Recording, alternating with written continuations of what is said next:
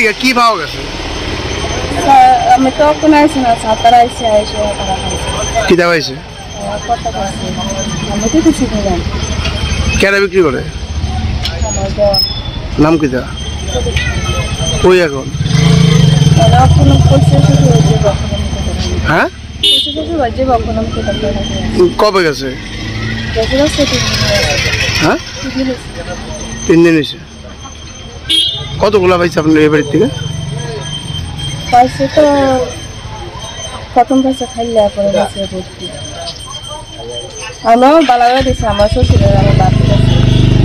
তাই আর কে কে আছে মানে প্রদীপ সরকার লোক আর কে কে জড়িত আছে কই জানেন নি?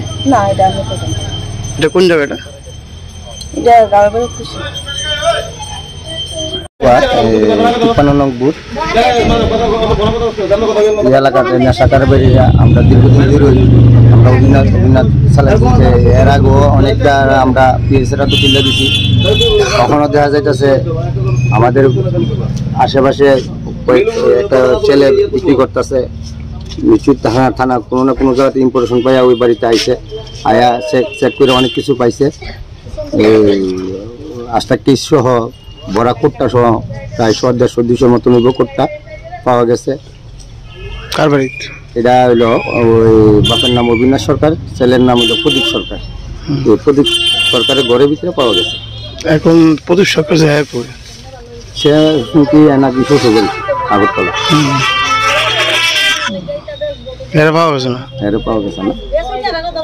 আর কার কার বাড়ি অভিযান চালানো নিতেছে? যেন নাম হইল পরিমল সরকার, পরিমল সাহা,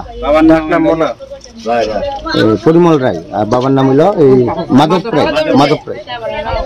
এর বাড়ি তো তলসি চালাইছে, আগেও পাওয়া গেছে এর বাড়িতে।